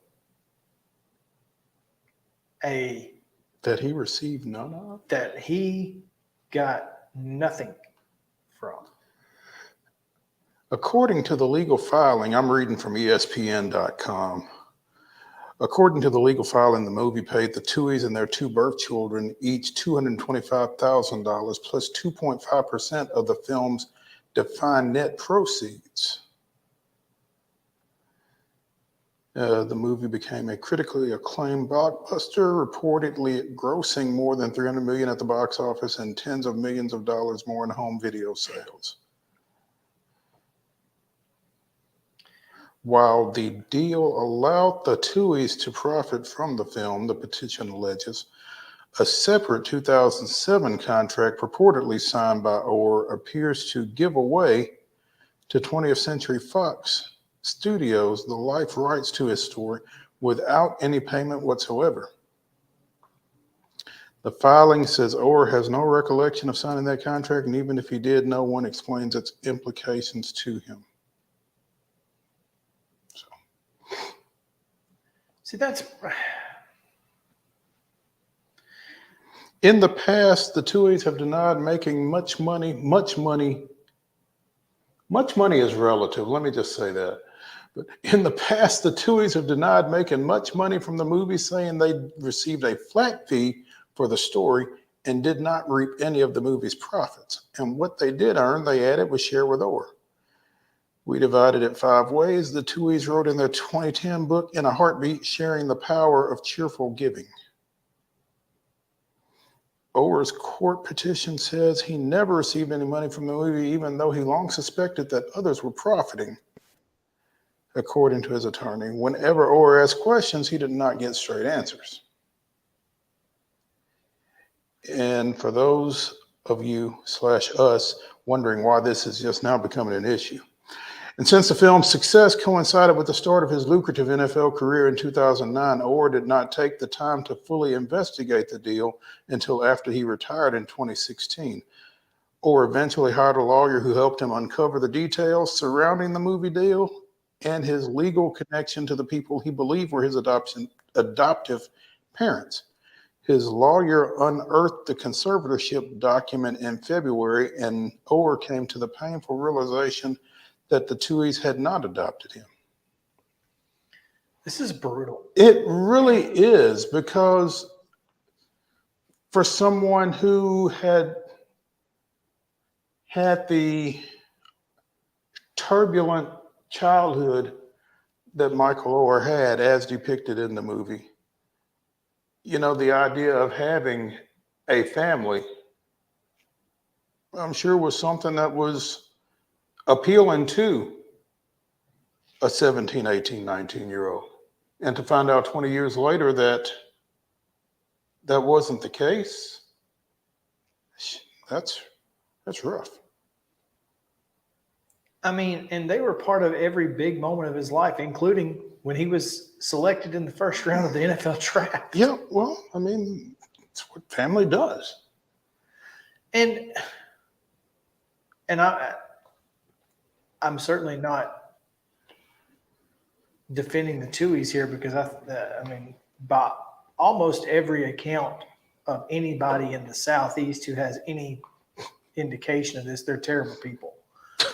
That's based on what I'm reading here from people in the Memphis area, people who are Ole Miss people who are now Auburn people, who, by the way, the Tuohys are now Auburn donors, just so you know. The Tuohys are now Auburn donors. Well, I mean, they're now Auburn boosters. Hugh Freeze was the coach at Briarcrest, correct, who was depicted in that movie as and let Orr's me just say, coach. the guy who played Hugh Freeze,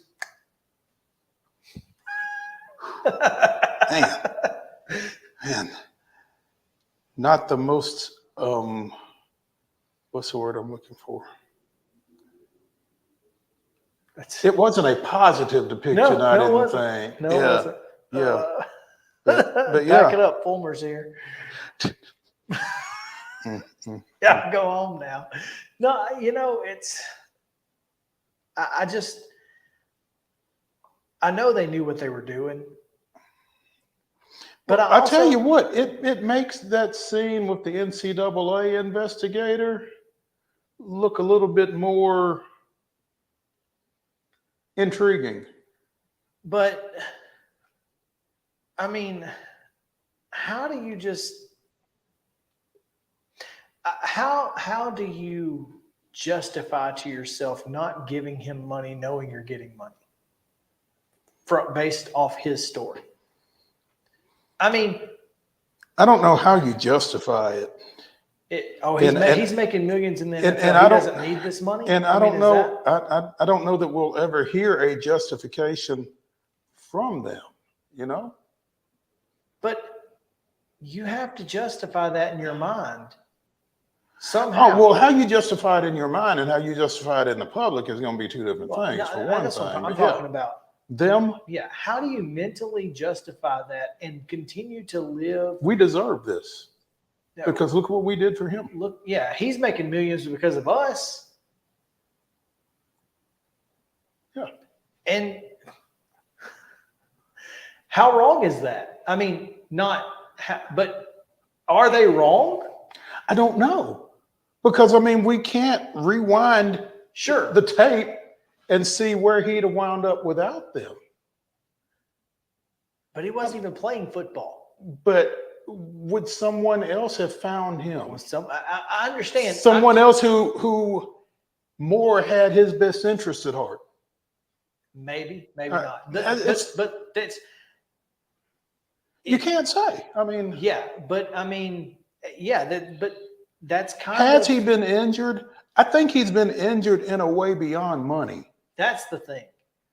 I think the pain and suffering is far outweighs the monetary. I don't think the money. I mean, he played what, 7 years, 8 years in the league.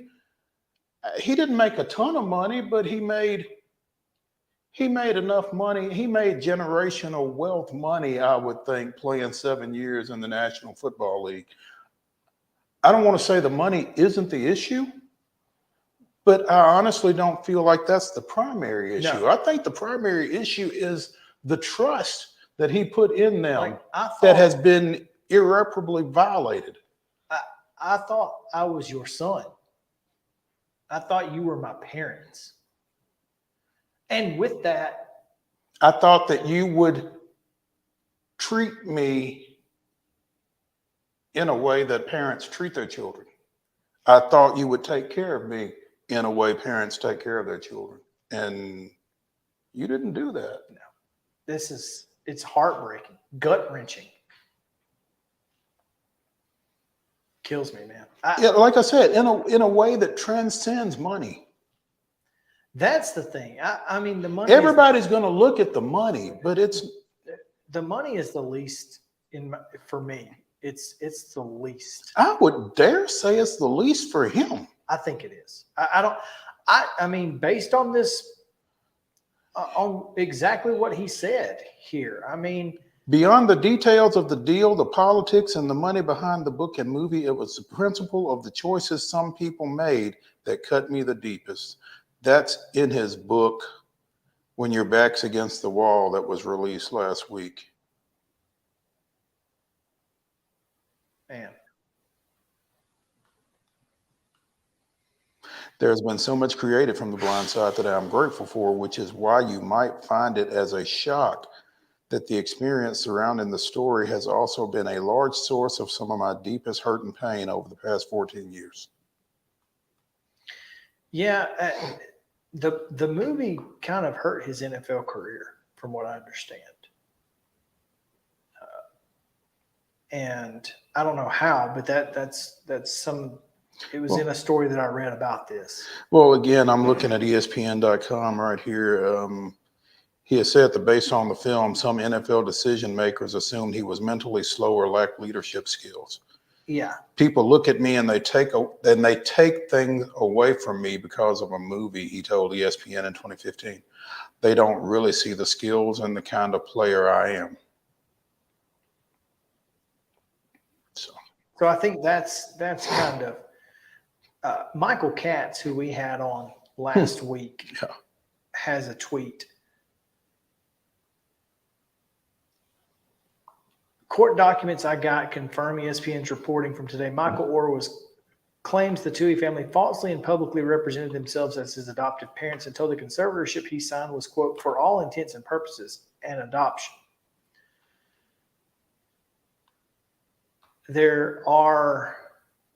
He also obtained the conservatorship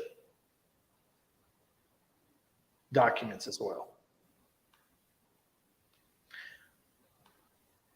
Is this theft by deception? Is this criminal? And if so, statute of limitations? I don't know. You But are. is this criminal?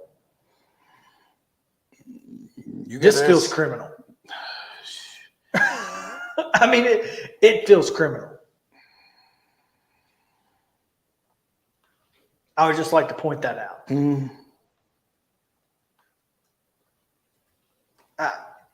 If I'm intentionally obtained services by deception, fraud, coercion, forgery, false statement, false pretense, or any other means to avoid payment for the services, having control over the disposition of services to others, knowingly,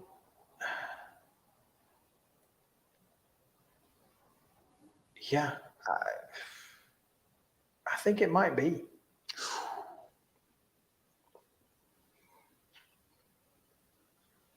Having control over the disposition of services to others knowingly diverts those services to the person's own benefit or to the benefit of another not entitled thereto. And he's 18. He signed the papers. Yeah.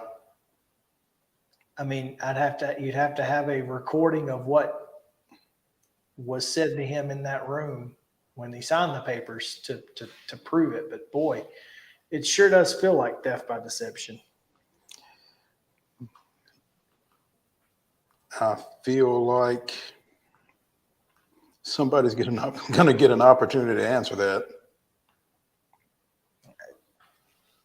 One would think. Oh, that's tough. It really is. Mo, let's roll right into rapid fire reaction from the weekend. Couple of stories that came out. Number one, no longer the sheriff, now the professor, Peyton Manning, teaching classes at UT. This may not be a rapid fire reaction right here because I got questions. Okay. I get who Peyton Manning is. I get what he is to the University of Tennessee, both on and off the football field. I get all that. I covered him his sophomore and junior year. I get it.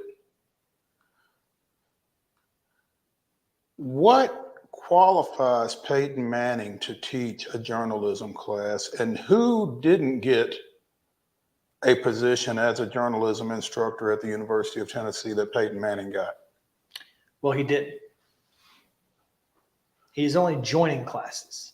He's joining classes. Right. So he's not teaching them necessarily. He is going to be joining professors in their class to provide his insight based on his experience in broadcasting. Okay. So then basically this thing is being framed inaccurately. Yeah, I think so. Okay. All right. Then, because, the press release is pretty clear. Okay. But obviously alliteration and Professor Peyton. Well, I get all that, but again, alliteration, yeah, okay, that's fine. But all I've seen has made it, and I've not read any of it, and that's my mistake for reacting to something without reading it. But all I've seen was that he was going to be also conducting a class, basically.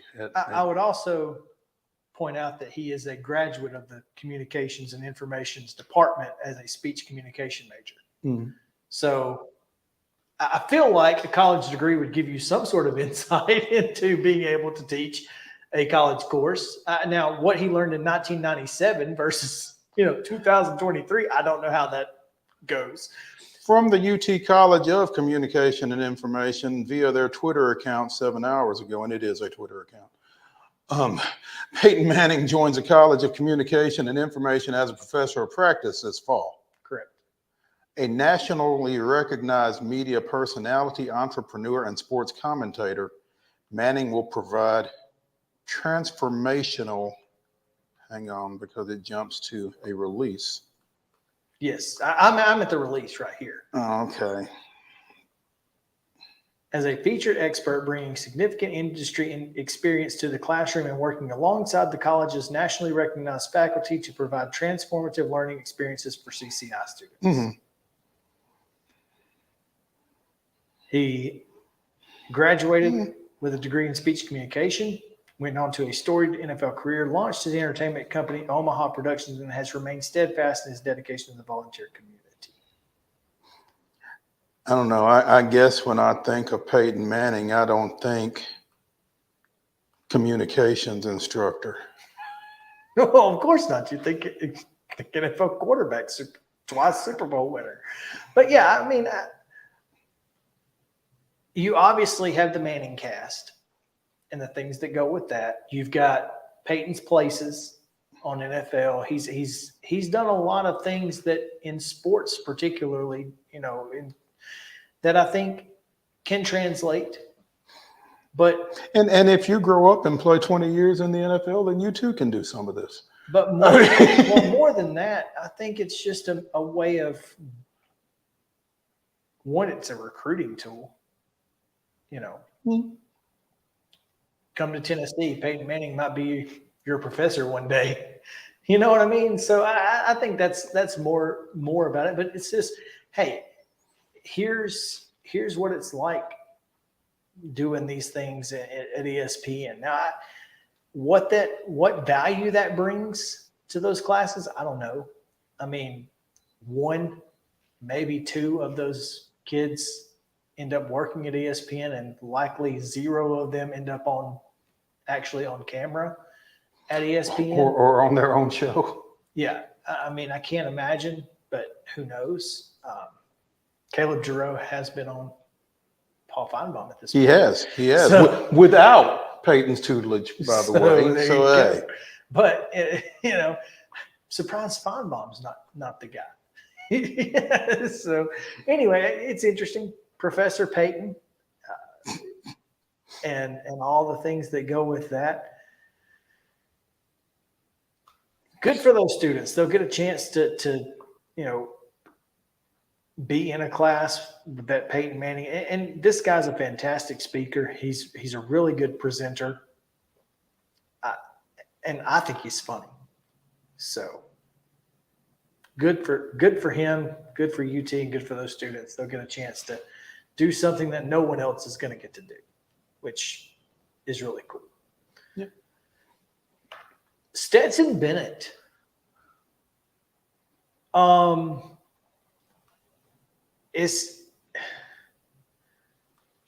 want to talk about having to apologize to somebody? This guy this guy might make some people apologize.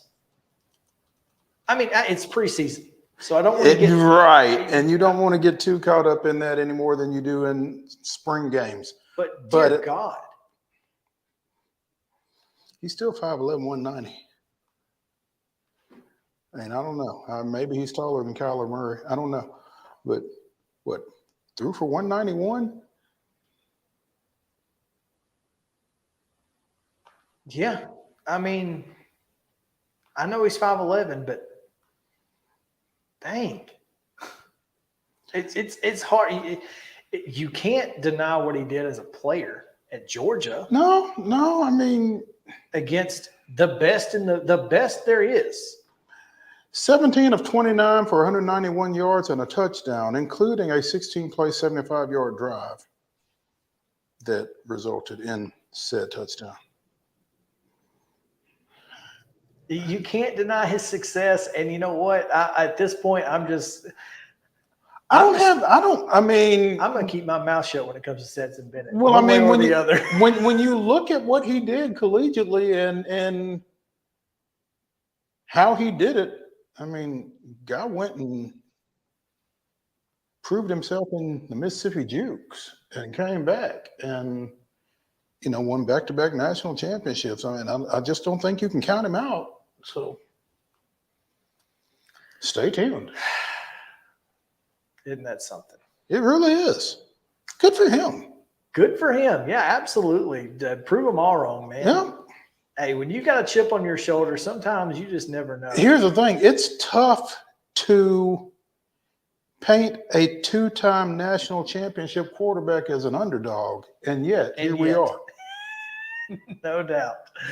Oh, man. Hey, tomorrow we've got a couple of great guests. We'll have we have three great guests. We will have three great one guests. International. And one international. That's right. So come tomorrow, Texas A&M, Arkansas preview, and live from Italy, Chip Walters on Main Street Sports Today. We'll see you then.